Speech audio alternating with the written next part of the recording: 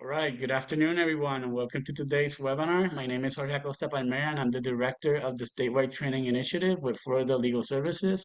We're excited to have you join us here today for mindfulness and resilience and DV advocacy, sustaining ourselves while supporting survivors.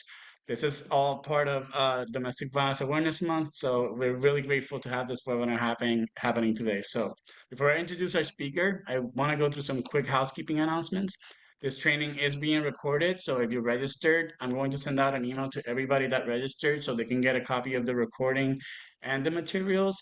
Now, keep in mind that we have a meeting format rather than a webinar format because it's meant to be interactive. You're going to be able to come off mute if you want to share. You can also use the chat as well. So if you would prefer to use the chat and post comments or ask questions, you can do that as well. The training was approved by the Florida Bar for one general CLE and one mental health and wellness credits. I will announce that CLE code towards the end of the presentation. I will also drop it into the chat. It will also go out via email from Zoom within about 24 hours. So closed captions are enabled for anybody who needs them. So if you're having any issues with captions, you can let me know. This training is being co-hosted by the Public Interest Law section of the Florida Bar, or PILS. So if you're not familiar with PILS, I highly encourage you to take a look at their website. I will drop information about PILS in the chat, and it will also go out via email. And as I said, with questions, if you have any questions, you can raise your hand, you can try to come off mute, you can post them into the chat. Same for comments. So as I said earlier, this is meant to be interactive. So feel free to come off mute, but also be mindful that if you're not speaking, to make sure you mute yourself. So with all that said, it's my pleasure to introduce our speaker today, Tama Caldarone. Tama, as the shelter of the abused women and children's legal director, Tama Caldarone leads the shelter's legal team, including injunction for protections, immigration, state attorney's office advocacy, and law enforcement advocacy. In her role, she chairs the Domestic Violence Human Trafficking Task Force and the Fatality Review Team. Ms. Calderone's previous professional positions include Chief Operating Officer and Chief Programs Officer at the Shelter for Abused Women and Children, Assistant United States Attorney at the United States Department of Justice, Assistant State Attorney in Miami-Dade County, Senior Attorney for the Department of Children and Families, 20th Judicial Circuit, Naples, Florida, and various adjunct professorships. Ms. Calderone is a published author on articles related to human trafficking, international law, and injunction for protection law. She is a graduate of the University of Florida Levin College of Law with her JD and undergraduate bachelor's degree from the George Washington University as well. So Ms. Calderone enjoys spending time with her family, practicing and teaching yoga, coaching others, and being outdoors. And today, before we were going to start this meeting, we were talking about skiing. So now I'm like looking forward to maybe have a follow-up conversation with Tama about all of our skiing adventures. So with all of that said, it is my pleasure to pass it over to you, Tama. Thank you for being here today. The floor is yours. Thank you so much. Yes, I definitely enjoy talking about and doing and enjoying my hobbies as well of outdoor sporting. So today we're here for mindfulness and resilience and domestic violence advocacy, sustaining ourselves while supporting our survivors. Before I begin, I just want to first, hold on one second. I'm just trying to make sure I can, oh, there we go. Okay. I want to definitely invite you all to participate at any point. If you have a question, I'm not focused so much on the chat. So if you have a question, take yourself off mute. Let's talk about it. Let's discuss as we go along. I really don't, as I stated when preparing for this, I don't enjoy just talking at individuals. I know some of you are just here for the CLE, which is perfectly okay. And I know I've done meetings as well, doing other things, and that's completely understandable. But I really do hope you get something from this and you get to take away some key points that will hopefully help you. So our agenda for today is an introduction, understanding the landscape of domestic violence advocacy, core principles of trauma-informed advocacy, the stress cycle and mindfulness in action, resilience through connection, building a sustainable practice, and of course, final tips and takeaways. I want to first welcome you all, and I really appreciate you joining us today, not only for Domestic Violence Awareness Month, but also most importantly for the work that you do every day for our survivors. I know firsthand how hard this work is because I do it as well. I've been here at the shelter as an injunction for protection attorney for over 8.5 years. So shout out to my other injunction for protection attorneys across the state and any advocates and other individuals who are here protecting our survivors. It's incredibly difficult work. And I want to say thank you for all of the work that you do. I hope that today you get some tools for yourself to take away and be able to continue to do the work that we do. So let's start with participation. What's your go-to stress reliever? You can shout it out, you can put it in the chat, you can, I think we actually created a survey and there we go. So feel free to go ahead and start answering it. As you're doing that, you can take a moment to check out my fabulous picture. For all of those who can see it, that is my own puppy, who is my own stress reliever. He is not a puppy anymore, but he's definitely my stress reliever when I can bundle up next to him. And shout out to our fabulous injunction for protection supervising attorney who always puts pictures of her dog in slides. Christina, if you're out there, this is my shout out to you and I appreciate you. All right, so we have like 86% of the participants. I'm giving everybody a few more seconds. We have three people that haven't answered, but I'm going to go ahead and end the poll in three, two, one, and let's see those results. I'm sharing those results. I'm hoping everybody can see them. From what I see, it looks like nobody screams into the abyss, which is a good sign for starting this webinar. Hopefully you all have good starting points. A lot of them are, it looks like, sweat it out and walk it off are in tie with one another. And then there's crank the tunes and snack time in tie with one another. And then there's other. So 26% of you are in an other category. Does anyone wish to share what that is, what your go-to stress reliever is? I see here in the chat somebody posted people have been complimenting the dog, but a lot of people I guess are also saying that walking the dogs is one of theirs. But I also see I am a musician and I play my instruments. That's a great one. Painting is also Wonderful. here as an option in the chat. And I watching love a that. guilty pleasure show, gardening, yard work. Fantastic suggestions. And the reason I ask and the reason I do this is to really get, sometimes when I hear other people give their go-to stress reliever, I'm like, wow, that's such a good one. I might pick that one up. So that's what this is really a back and forth between us, all of us, to be able to give each other some really good alternatives to what we're already doing. And I also love walking my dog. One of my favorite things to do that I've realized this year and picked up on is when I walk the dog not to have my phone with me and to really look at the trees. And this might sound silly, but to notice the different leaves in each tree. We'll get into a little bit about that soon. Okay, if there's nothing else in the chat, I'll move on unless you can see something.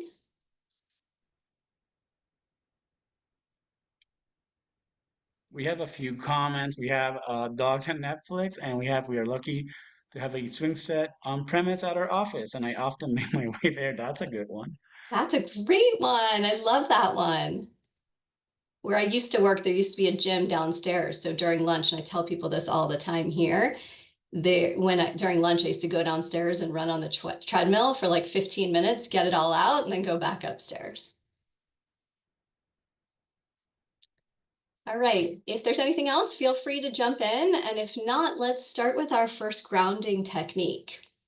So if you are willing, I would ask you to really have your feet touch the floor. And if that means really just wiggle those toes and decide what's underneath your feet, whether it be hard ground, and really just label it. So is it hard? Is it comfortable? Can you separate your toes and really just get some good grounding into the legs and up the body?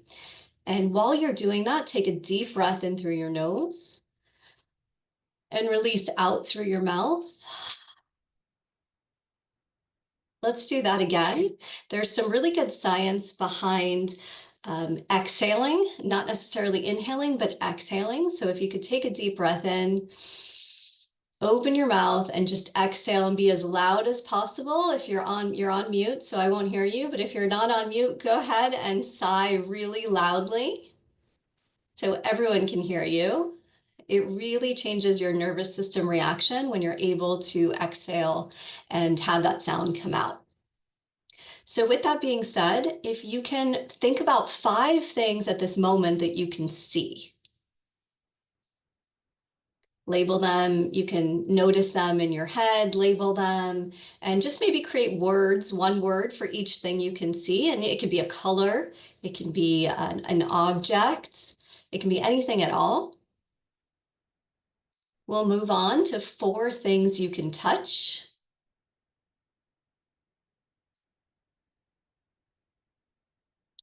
3 things you can hear. I'm giving you time and space after each one to really do the exercise for yourself to notice. 2 things you can smell. So take a big deep breath in and notice if you can smell anything. And then lastly, 1 thing you can taste. There's a lot of science behind grounding with the 5 senses. So if at any point this is also really good with participants, especially if your participants don't want to, or your clients, if they don't want to close their eyes and do grounding techniques, you can do this 5 senses grounding technique with them. And of course, they can say it out loud or they can just say it to themselves. Same goes for you, in your head or out loud, just to really ground yourself in the moment that you're in. Any thoughts on that grounding technique? Anyone want to share how they feel now versus how they felt a few minutes ago beforehand?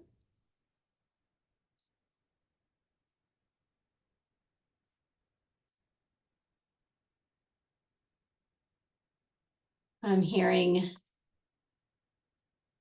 nothing. And so if there's anything in the chat, let me know. But if not, we'll continue to move on to understanding the landscape. So you all do this advocacy work. You all know what the what is. The what is, after doing this work, perhaps compassion, empathetic fatigue, burnout. And of course, what we're hoping to achieve by this and any other techniques that you use is the what over time, which is that resilience as a practice. So even if you happen to have felt compassion or empathetic fatigue or burnout, at some point using techniques, you can find that resilience to overcome what you already feel. Some of the core principles of trauma-informed advocacy, or the 5 pillars, are safety, trustworthiness, choice, collaboration, and empowerment. These are all things you've learned throughout your practice and throughout dealing with and working with survivors of domestic violence. But what is the practicality behind it? Well, the practicality is really importantly to build a trust between you and the client, to avoid re-traumatization, to avoid triggers, and of course, supporting our survivors' autonomy. Most important thing I like to tell people as I train them to come into this work and as we do this work, especially my team, is to ask the question, tell me more, or to be more curious. And in order to do that, we ourselves have to be curious as to what's going on. If we find ourselves sneaking back into that negativity or that jadedness, it's important for us to get back to that curiosity mindset. And one way to do that is to just ask that question, tell me more. You can ask it of your survivor, you can ask it of yourself. So after you're done with a meeting with your survivor, if you feel yourself slipping, what I like to say is below the line, and we'll talk about that later, is to ask yourself, tell me more. Why do I feel this way? What's happening for myself at this moment? Same thing for a survivor.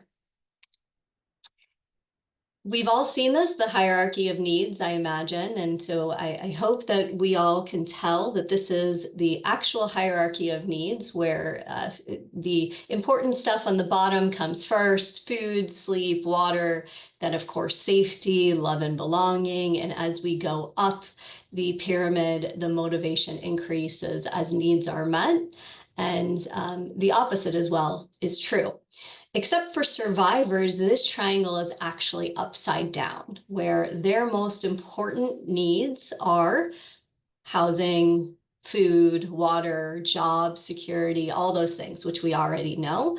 So their love and belonging, their safety usually comes after those first core needs that we all have. Has anyone seen that play out with their work with survivors?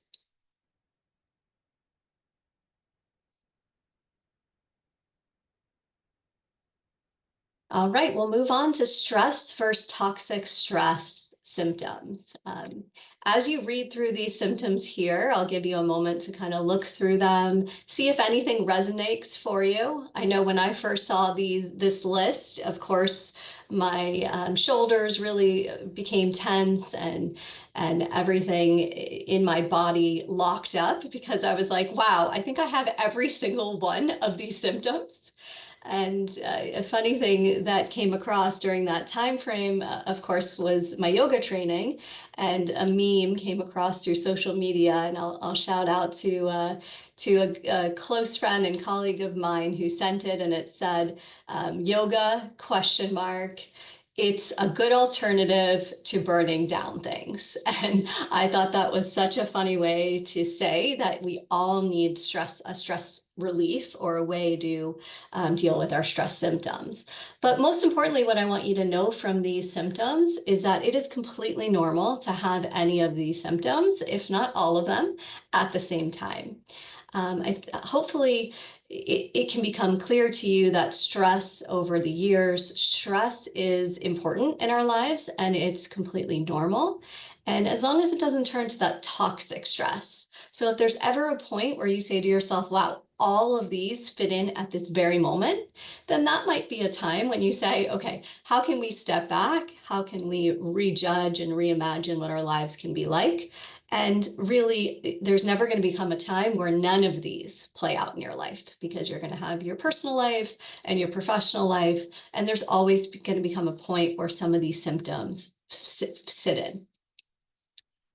If there's any thoughts, I'll just let you run the chat, and feel free to put stuff in as well, or just shout out as well if any of these symptoms resonate with anyone, or anything else that's not on this list resonate. If not, We we'll had a move comment in the forward. chat in relation Yeah. to yoga. I did say I like that. I've been trying to get back into more regular yoga practice. Like the one that came to mind for me was racing thoughts. It happens a lot, so that's probably the one that plagues me the most. Yes, for sure. And you can see, especially in this first one, sweating, adrenaline, we probably all feel that when we're walking into court, or when we're dealing with our survivors. I've been dealing with that for 25 years, and I still feel that way. But I know that sometimes stress helps me become a better lawyer, or become a better advocate, because it helps push me in the direction of preparing more and working harder for my clients. So I don't see it as necessarily a toxic stress, unless, of course, it's there all the time.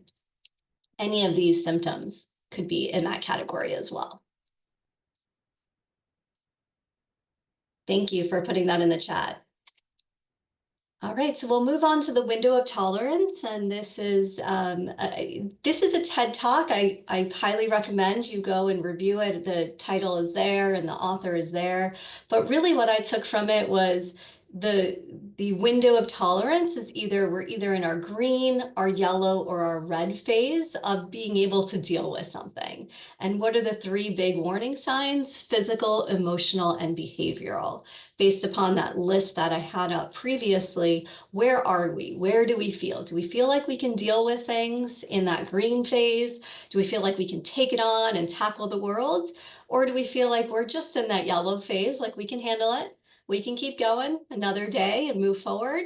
And most importantly, to determine, are we in that red phase? Because if we feel like we're in that red phase where it's just too much, every time someone says something, our skin crawls, we have a negative reaction, we're judgmental every single moment, perhaps we need to reconsider and look at what we can do to lower it so we can get back to that yellow and that green phase. And this may change within a day, within a moment of turning it from that green phase to that yellow to that red and then back again, of course. Neurolinguistic processing, and I love this image because it really shows what I'm trying to convey here, which is that our five senses, that what we did before, that grounding exercise, our five senses filter external events that happen around us, which create internal stories in our minds and of course in our bodies that lead to our thoughts, emotions, and behaviors. And it's important that we notice this and recognize this because perhaps there's a way we can change what we're taking in through our five senses to change that story we're telling ourselves about what's happening out there. And then, of course, that changes the thoughts, the emotions, and the behaviors behind it. Any thoughts or questions behind this? A good technique and a very simple technique is to perhaps have an aromatherapy with you. You can either, sometimes I'll put it on my wrists before I leave in the morning, and at some point during the day, if I feel my stress level rising, I'll bring my wrist to my nose to be able to breathe in that scent. And it'll change the way I then internalize anything that's happening in front of me. That's a very simple way to handle that. Okay, compassion fatigue. I'm sure you've all seen this word, and the definition is, of course, cost of caring, exhaustion, pronounced change in the ability to feel empathy for others. Can anyone relate to that? Anyone relate to not feeling any empathy for others when we're hearing these stories over and over again? Or perhaps just some cynicism, loss of joy of career, or even an illness or a physical symptom. Yeah, we see somebody in the chat agree. Absolutely. Yeah, exactly. And what I want you to take away from this is that it is normal to feel compassion fatigue as long as we're able to recognize the symptoms and then find some compassion for ourselves and for these symptoms and find actual techniques to move beyond it. So compassion fatigue doesn't have to be a bad thing. It doesn't have to be a negative thing. It can actually be a quick tool or a smoke alarm to give us information to how we can then move forward and change how we feel. Okay, the stress cycle and mindfulness in action. So stress is not just mental. I want you to make note of that. It's also somatic within our bodies. It's all around us. So just take note of how you feel in this moment. Do you have tight shoulders? Are you feeling your stomach's growling? Anything of that nature? And ask yourself, could this be related to my stress?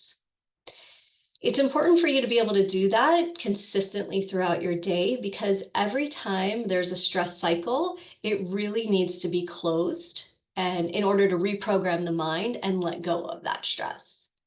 So quickly, what I'd invite you to do is to take note of what's happening in your body in this moment, see if there's any tension, see if there's any tightness, see if there's any other somatic symptoms within your body. And then either shake it out, shake out your arms, shake out your legs, do what you need to do to just change where that sensation is. Perhaps even laugh, deep sigh like we were doing earlier. Any of those things closes that stress cycle. So it doesn't actually have to be that you complete the stress cycle by completing the action that you were working on or finishing with a client. You can be doing this in the middle of a session with a client. So let's say you feeling that stress come on while you're talking to a client, you can immediately wiggle your toes or shake out your foot and your client will never know if it's under the desk. And then you're closing that stress cycle in order for you to be more attentive, more curious, more open to what's happening in front of you. I invite you, when your door is closed in your office, perhaps now when you're not even on video, to do even bigger of a stress cycle closure. Shake it out, yell, scream, whatever it takes, but it could just be that very small detail in order to close that stress cycle. Daily micro practices as you're feeling that stress come on is that body scan, noticing where that stress is. You can ground yourself in the five senses like we did earlier. Sometimes even just savoring food and water, or asking yourself what makes today good could potentially change how you feel, close that stress cycle, and enable you to bring a different mindset to what's happening. I do an exercise with my daughter every evening, and we ask 5 questions. The first question is always, why are you grateful? And the second question is, what made today great? It's a great way to end the day. And both of us, we just say it out loud. Sometimes it's silly things, sometimes it's important things, and sometimes it's the exact same thing over and over again.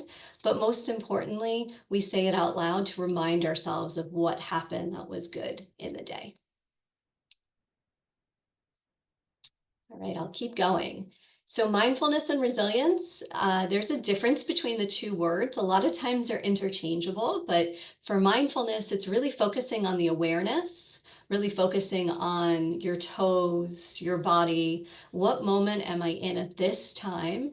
And really accepting what is happening, being okay with what is, not forcing it into a positive mindset, not being stuck in the negativity, but just really being okay with what is, finding compassion for that mindfulness in that moment. Where resilience is adapting well in the face of threat, adversity, trauma, or stress. So resilience, it's important that you know that resilience is not getting out of a feeling. A lot of times people think, well, I need to not be in this negative mindset. It's almost the opposite. Resilience is adapting well to those feelings.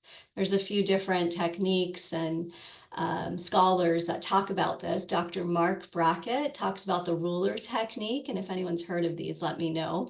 But the ruler technique is to recognize the emotion, understand the consequence of it, label it, express it, and regulate the emotion. So we're regulating the emotion, but we're accepting as well what that emotion is without trying to push it away.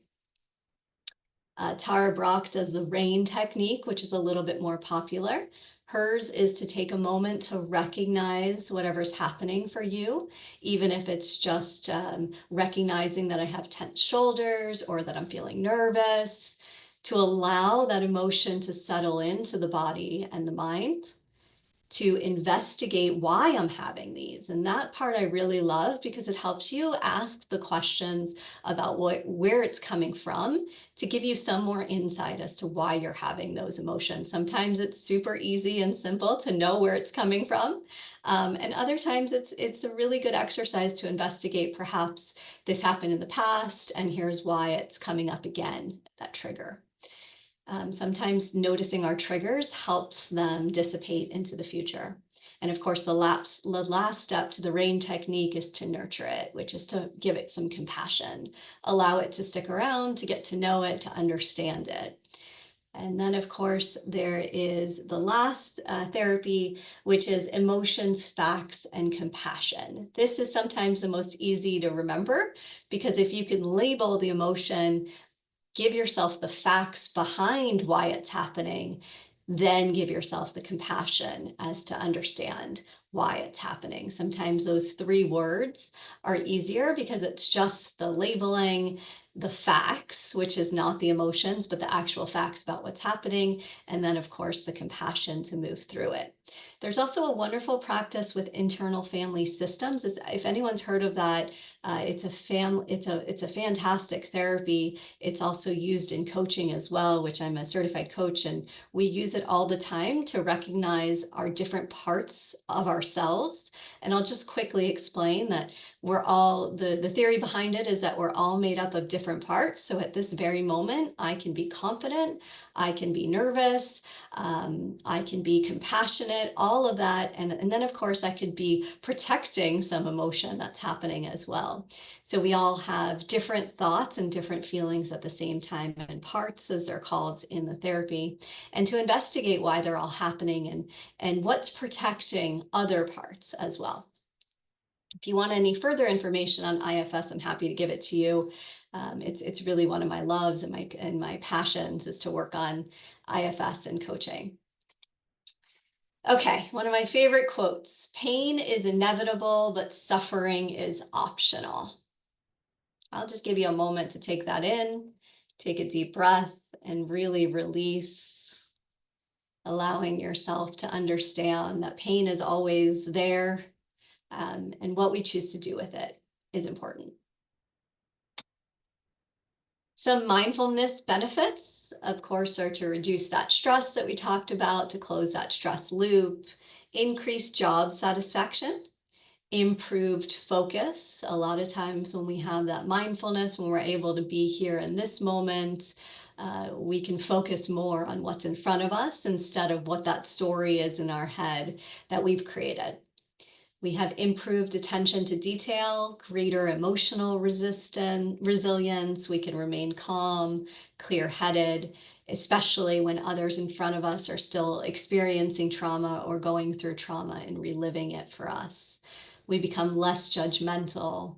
And of course, enhanced interpersonal skills. This is a great one that most people don't even know about.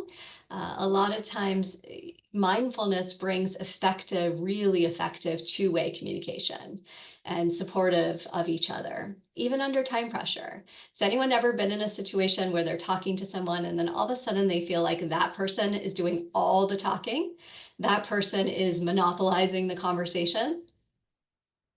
I know I have, and I imagine you all have as well. And really, hopefully, what you learn from this is when you step back, and even when you're in the conversation and take a deep breath and be mindful of what's happening, it helps with that two-way communication. So those interpersonal skills that we all need in the work that we do. Okay, here are some tips on preventing compassion fatigue. And this is one of my favorite quotes as well from Susan Cain. If you don't know her, she wrote the book about introverts. So if any of you can relate to being an introvert, I highly suggest you look at her work. But she says, think about the most reliable sources of joy and schedule them in. I tell people all the time, if you don't put it on the calendar or if you don't consistently do the practice, there's a very high likelihood that they won't get done, especially in how busy we are with the work that we do. So focus on, for you, what brings you joy. No one's going to have the same process and no one's going to have the same ideas of what works for them. Just like we saw at the beginning with that poll, everybody's got a different stress relief, and definitely schedule yours in for yourself. So some of the ones that I suggest are realigning with your goals, realigning with your why, which is very important to really ground yourself into why we do the work that we do. Sometimes it's a daily practice for me that I really have to say to myself, okay, why am I here? Why do I stay? Why do I come in the morning? I worked with somebody in the past who will remain nameless, but she would tell me that she would work endlessly. She would work through the night. While she's sleeping, she would have her computer in her bed working. And she said to me, every single morning while I was getting ready, I had to remind myself I was going to work for the participants. I I don't recommend doing what she did, which is working around the clock, but I do recommend what she did every morning, which is realigning with her goals, finding out why she's coming to work. If you get that far that you don't know or you're stuck, keep coming back to your why, as Simon Sinek says. Do we have any Simon Sinek fans out there? We'll talk about him in a few minutes. So saying no or yes more, I'm sure you've all heard of that. Saying no to the things that don't bring you joy and saying yes to the things that do. And Martha Beck taught this. She's a sociologist, Harvard-trained sociologist, who says, just stop, take a moment, take a deep breath in, and hear what's calling your name. So, for instance, sometimes I'll do that and I'll say, you know what? I have to go outside. I have to be in nature, or I need to go for a run, or get on my paddleboard. And I need to say yes to that more. It may not be as often as I'd like. Of course, I'd love it to be more often. And a lot of times it's not with all our daily obligations, but say yes more. Do those things that are still calling your name. Having something to look forward to plan. This is one of my favorites. I love to travel and I love having something to look forward to. Once I get the planning out of the way, sometimes that planning can be a bear, but once I get that planning out of the way, really looking forward to that travel, that trip that I'm going to take, that experience I'm going to have. But you can do this as simply as looking forward to that cup of coffee you're going to have, just to smell it and taste it, or that lunch or anything else, that run you're going to take, walking the dog, anything of that, just looking forward to it. Another one to preventing compassion fatigue is offering a compliment to somebody else. A lot of times I find when I'm stuck in my own head, I have an office where my door is the hallway to the main building. So I leave my door open and I just tell people as they walk by what I'm offering them as a compliment. So sometimes it's, wow, really nice color you're wearing today, or your hair looks great. Simplest things make people shine. But most importantly, it helps me prevent my own compassion fatigue, and it really helps me smile and be a better person for myself. So, of course, reflect on your own strengths, find something in the past that you did really well at, and remind yourself of that. That's really important to keep coming back to. Lastly, there's two more. One is finding curiosity for yourself. So finding curiosity for those thoughts and emotions that keep coming up, why you're having them, and what they're really about, what's underneath them. And then finding gratitude. So to me, those two goes hand in hand, because I can find curiosity and gratitude for the ability to have curiosity to my thoughts. Any questions about that? All right, so a few different thoughts on lowering stress. I know at the beginning we brought that in. A lot of you said walking the dog. So here's another cute puppy picture for you. And just being outside in nature, of course, there's some studies done and science done on greenery and nature, whether it be grass or trees. If you're looking at, then it can really just lower your stress instantaneously. Sometimes I'll find myself looking in our courtyard here to just that need to lower my stress when I can't get outside and actually enjoy it. But regular check-ins. Check in, scale your stress on a scale of 1 to 10, perhaps. Ask yourself, where am I at this moment? Consistent, regular breaks, exercise, nature, hydration. Most people tend to forget about this, especially my teenagers. They forget to drink that water and then they're like, wow, I'm so thirsty. I'm like, yep, that's why it's very important to drink that water all throughout your day so that you don't find that hydration, because hydration can really bring our bodies to a point of stress, which then creates that stress loop all over again. Sleep, of course, if you're able to get it, meditation, yoga, breath work. Notice where you are, your surroundings. Declutter your space. I've seen that oftentimes in my office when I have files and papers everywhere. The minute I just put them all away, or take a few minutes to put them in different areas, maybe usually in my line of work, I put them in piles on my desk, but just that alone helps me breathe and be able to tackle one thing at a time. And of course, this last one is creating a wonder board. Creation is supportive and healing. And there's really good science behind if we feel stress or we feel anxiety, being able to create using our creativity. I don't love saying that word because a lot of people say, I'm not an artist, I'm not creative. That's why I use the word creation. So even if it's just scribbling something down, or putting things in a pile is creating. So anything of that nature that can get you into that creation space, that creativity space, definitely lowers the anxiety and brings that stress cycle to a close. Any other good ideas on lowering stress that perhaps haven't been mentioned? So somebody mentioned the in the chat, the decluttering your space is so valuable. I did that this morning and I feel so much more productive today.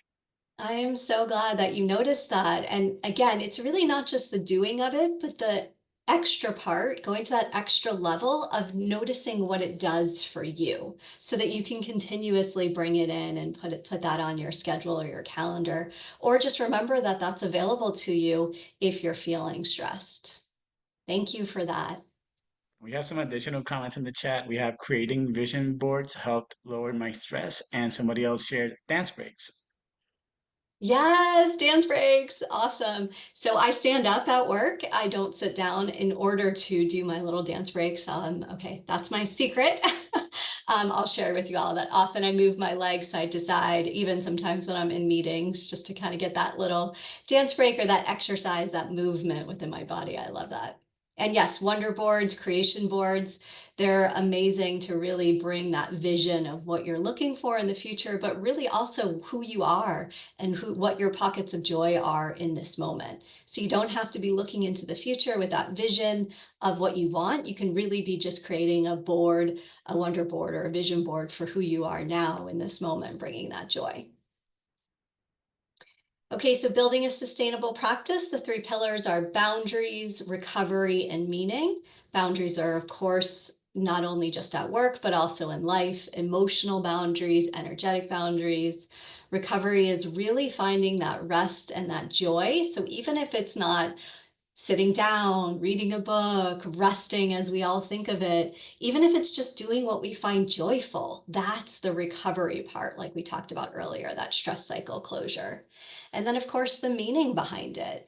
What is the purpose? Why are we here? Continuously finding that. And those between coming through all three of those at any portion or any part where you're starting to feel yourself slip is really important to be able to know what it is that you need. So most importantly, small, consistent rituals versus big events. It's very important that you just do those 1-degree turns, even if it's, okay, in this moment, I need to turn off the voice and take a deep breath and close my eyes. That's one small degree turn that you can do right now. So instead of focusing on big things, perhaps where you're going to be in 5 years or a year, or a big trip you want to take, focus on the little things you can do daily. And then, of course, finding that support for those 1-degree turns, whether it be coaching or therapy or anything else you can do. So I invite you to choose one practice to experiment with this week, and also not only experiment with it to see how you feel, but do that reflective inquiry afterwards to be able to then decide, is this something I want to build into my daily routine? Is this something I want to bring back? And how did I feel when I did that?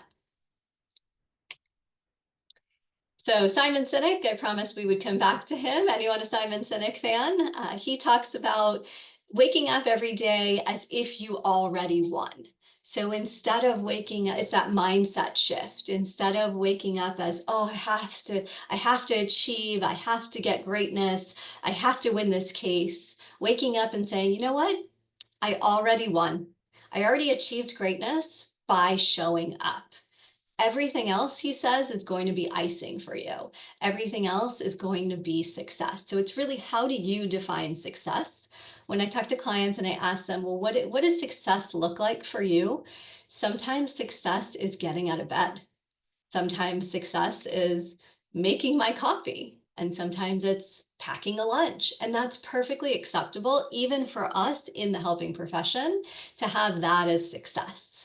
Because we're not always going to have big victories, we're not always going to have big wins. And in order to find that resilience for those times where we do have those events in our lives, we have to define success on a different scale. So finding the small wins, finding those 1% changes in your daily joys. He talks about that the desires and interests are greater than our talents and our accomplishments, which I find to be so fascinating because we're all socially taught that we have to accomplish, that we have to get, we have to have that title, that trophy. But really, when we focus on what are our desires and our interests, that becomes where our joy comes from. So resilience through connection, and the reason this is in here is because it's so important to have somebody in your life. There's really great studies out there, especially recently, about how the happiest people in the world have the best relationships. And I'm not talking about a marriage relationship or a parent. I'm just talking about somebody in your life that you can lean on. So I invite you to ask yourself, is there anyone in your office that you can lean on when the work gets too heavy? And if they're not particularly in your office, is it part of this community that you have that you can reach out to? Is there one person that you can lean on at home that will listen when you need them to regarding what you did that day? And what's one thing that helps you feel like you succeed?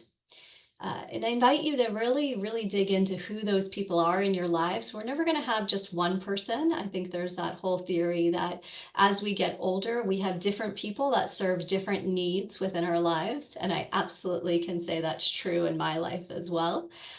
I go to different people for different things. And when I need to talk, I make sure I call my one best friend.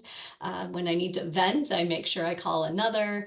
And then, of course, when I need to talk about something that happened at work to get an outcome or to work through an idea, I go to somebody else. And so all these different people in our lives make up who we go to and who we rely on. And if you don't have these individuals in your life, I ask you to really think about who that could be. Is there a community that you could join? And if not, is there perhaps a coach or a therapist that you're more than happy to connect with to really support you through this? Because this work is really hard. And a lot of times we can't do it on our own. We really need others, and they need us too.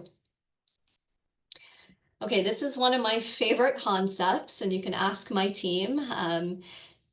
I do this every meeting I have because it's definitely the most accessible tool that we can do for ourselves, but also with others. And it's above the line or below the line. And this comes from these two authors and work that they did in the Walking the Talk book.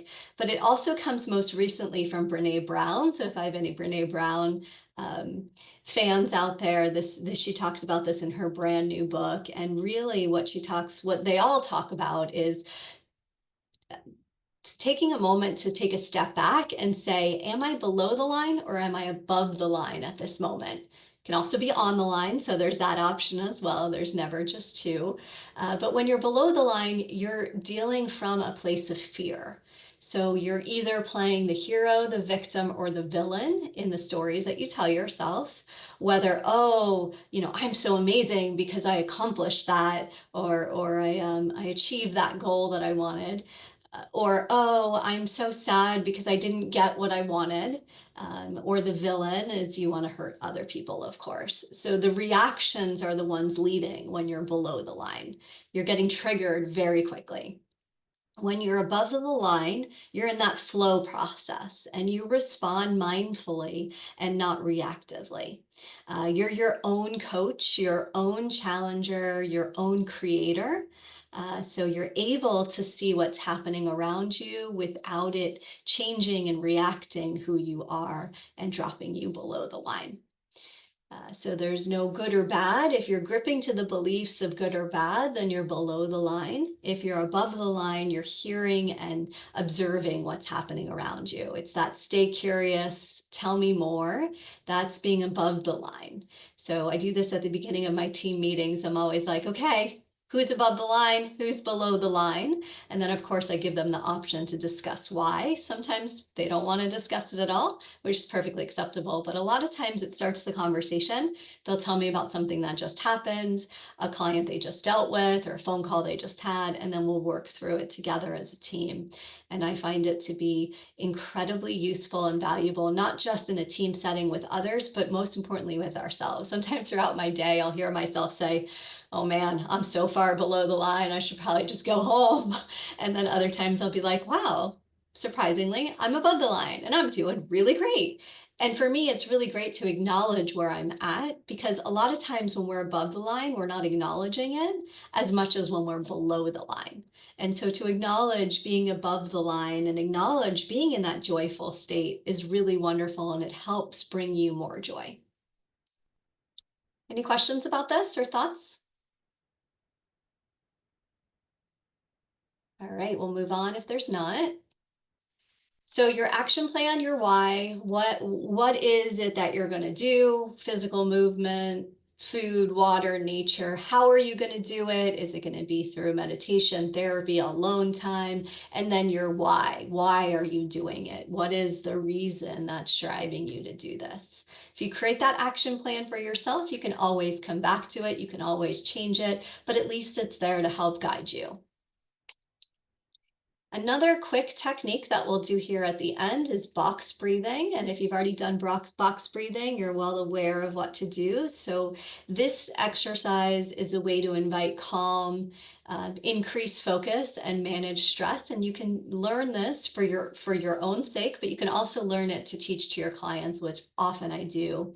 And really, it's just envisioning a box. So there's one here for you, and you can envision it now if you'd like to participate. And inhale, counting to 4 or 5, and just follow that line on the top of the box. And then you exhale, counting to 4 or 5, following the line on the side of the box. Inhale, counting to 4 or 5. Envision that bottom part of the square. And then you exhale, counting to 4 or 5, going up the box. So you're completing that whole box through your breath.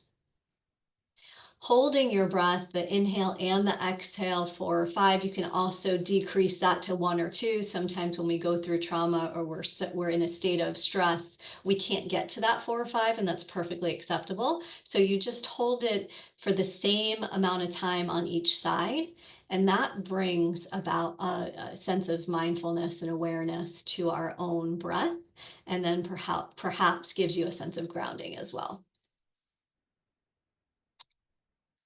Another technique you can use is the 4 feelings, and this comes from Martha Beck's Finding Your North Star book as well, I recommend. And she says, if you can't figure out how you feel, put it into one of these 4 words. Are you sad? Are you mad? Are you glad? Or are you scared? And then write down 6 different words next to that word to describe the emotion. I wish, I hope, I'm angry, I'm afraid, I'm sad. And that really helps you explore why you're having this feeling. What is that feeling masking? So it's just another tool to use. Final tips. Life is a paradox. It can be frustrating and rewarding at the same time. One great example of this is I love and I hate my job at the exact same time. If anyone else can say that, then for sure you know that life is a paradox. I can completely love what I do, but dislike some aspects of it. And this is an important thing to remember because we can be frustrated and rewarding at the same time. Emotions are clouds in the sky. They just pass by, and new thoughts and emotions come up. Noticing the thoughts and needs to get small shifts. What does fulfillment look like? What is fulfilling? That mindset shift away from I have to, more towards I get to, that sense of abundance for scarcity. It's just that reframing that works so well. And of course, the takeaways that we've already spoken about are inviting gratitude, self-compassion, getting our own needs met first, boundaries, recovery, meaning. The toolkits we've spoken about today are the micro practices, our 5 sense grounding. At the beginning, the box breathing, some peer connection or coaching, and just connection with others, really. Naming the 4 feelings, scheduling in pockets of joy, and then the above the line or below the line thought process. And that takes us to the end. And I just want to thank you again for participating here today. I really do hope you were able to take away at least one tip. I know these slides will be available for you at any point. I'm also available for you. This is my contact information. By all means, reach out to me. Feel free. I am happy to make time for you and discuss any of this, or just really be there for you to support you through this. The work that you do is very challenging on a daily basis, but also very rewarding. And I hope that you can see both sides to that. All right, thank you so much, Tama. I just dropped into the chat the CLE information. I'm going to read it out loud just in case. It was approved by the Florida Bar for one general CLE and one mental health and wellness credits. The CLE code is 2513447N. That CLE code will also go out via email from Zoom within about 24 hours, along with a copy of the recording and the link to the materials. As Tama mentioned, I've already uploaded the slides into the materials. I included Tama's bio. I also included the CLE information in the materials as well. And Tama, fun fact, I was kind of packing things up yesterday as I was telling you, and I ran into you. Look, I found your business card that I still had with me from when we met at the conference. So, things happen for a reason. So, For with sure. all that said, I want to thank Tama again for sharing your time and insight with us today. The session was a very meaningful reminder of taking care of ourselves to be able to take care of our clients. I think sometimes we forget that. You gave us a lot of practical tools when it comes to bringing mindfulness into not only work, but just life itself. The five senses grounding and the box breathing really stood out for me. Also, when you mentioned the hierarchy of needs and how it kind of flips for survivors, that was pretty amazing to think about it that way. I didn't really think about it in that perspective. So I also want to thank everybody that joined. There was a lot of activity in the chat. I'm not sure if Tom, if you were able to see all the comments in the chat, but I'll share those with you as well. And with that said, I wanted to make sure that if anybody wanted to come off mute and share something, this is a good time to do it. You can also use the chat. So I see a few things in the chat.